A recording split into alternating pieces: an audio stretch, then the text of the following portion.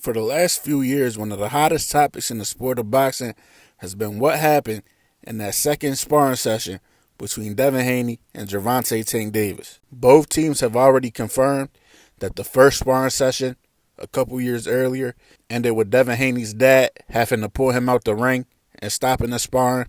But when it comes to the second sparring at the Mayweather gym, we get conflicting reports on what really happened. The one fact that we do know for sure is that it ended with Devin Haney's team taking the money that was bet on the sparring session. But the confusion begins when you try to find out what happened before the end of the sparring session. On one side, you have Floyd Mayweather Sr., you have Bill Haney, and you have Devin Haney saying that it wasn't even competitive. And on the other end, you have Adrian Broner, Badu Jack, Nate Jones, Gervonta Davis, and Floyd Mayweather himself saying it was competitive up until the point that Gervonta Davis got tired at the very end.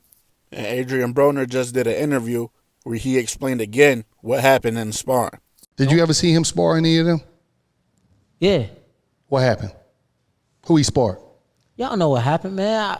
I don't know. He sparred Devin, right? And You was there? hell yeah, I was there. And he sparred in About Billion shirt.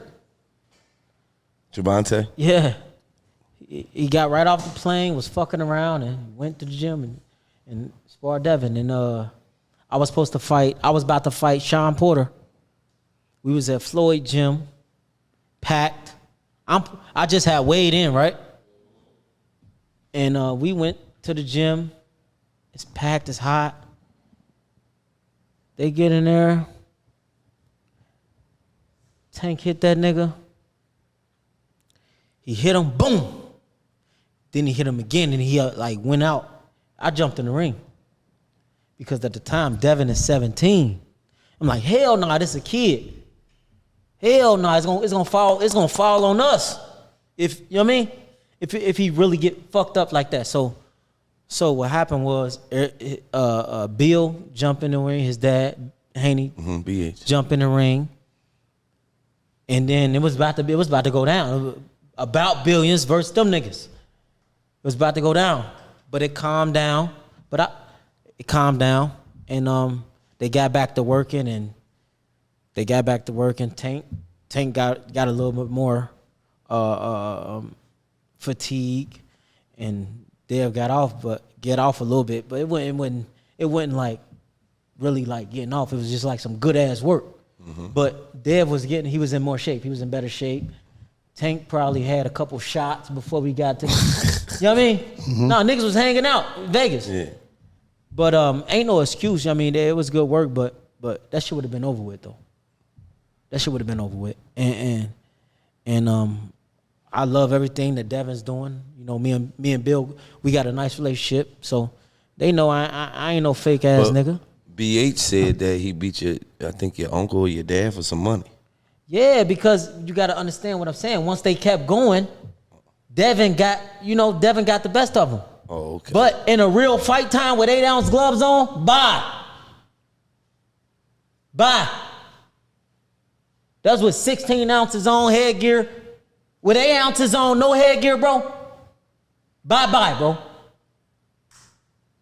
Bye. That shit would have been over with. In your prime. Now, this story that you just heard Adrian Broner tell is the same exact story that he's been telling for years whenever he's been asked this question. His story has never changed. And it also matches up to what Gervonta Davis said, to what Badu Jack said, and to what Nate Jones said. The only difference is Nate Jones and Badu Jack didn't really go into detail about the sparring. They just said it was back and forth up until the point that Tank got tired and then Devin took over later in the rounds. They never mentioned AB having to jump in the ring because Devin got rocked, but they did mention that Tank was landing big shots. And also, it is confirmed, because I've seen a lot of people saying AB's lying, he never jumped in the ring. Bill Haney already confirmed that did happen, that AB jumped in the ring. But his story was that AB jumped in the ring because Devin was frustrating Tank, and Tank started throwing low blows on Devin, and that's why AB jumped in the ring, not because Devin got caught with a big shot. And that's up to you to decide which story makes more sense for you. Me personally, I lean towards the Gervonta Davis side, because there's more people that have backed up that same exact story that he told, which was it was pretty even back and forth early. When he got tired, Devin took over, and Devin's team won the money. But my biggest problem with this is you got one side saying one thing, the other side saying another thing. But who's going to produce some proof? It's been confirmed there was over 100 people, over 200 people in the gym watching that sparring session. So why are we here almost 8 years later? That spar happened in June 2015. We're in March of 2023. So we're almost 8 years later, and we haven't seen any clips from that sparring session from any team. You would think with all this drama about the sparring session, and it happened in Las Vegas, and Devin Haney being from Las Vegas, he would have asked around. I'm sure he has some friends or some boxers that he know that were in the gym that day recording, or that had or know somebody that was recording the sparring session and has access to the sparring. So why isn't he asking around trying to get the sparring footage? Because it's there. Somebody has it. It's in Las Vegas. Somebody has it. And not just one person. Multiple people have it. You know, there's a popular YouTube channel, a bigger YouTube channel that has a great relationship with Bill Haney and Devin Haney. And he, not too long ago, was able to get a clip of the sparring session. He didn't post it, but he got a clip. Somebody sent him a clip from the sparring session. And he lives in New York. So I'm sure if he could get it, they can reach out to him, ask where he got it, reach out to that person, and pay for it. You would think something like that would happen. We just seen Team Haney do this with Hector Garcia. You know, a little drama sparked up between Devin Haney and Hector Garcia about what happened in their sparring session. And right away, Team Haney dropped the clip. So why can't they do that with Gervonta Tank Davis and that sparring? And on the other end, so y'all don't call me biased, we all know that Ellie Seckbeck was there. And we know he was probably recording. And Ellie Seckbeck has a great relationship with Gervonta Tank Davis. And we haven't seen any clips from Ellie Seckbeck from the sparring session. And he was there that day. He has clips from before the sparring session talking to Tank. And he has clips from after the sparring session talking to Floyd and Devin. But he won't post any footage of the actual sparring. And you would think if Tank wanted him to, he would drop some clips.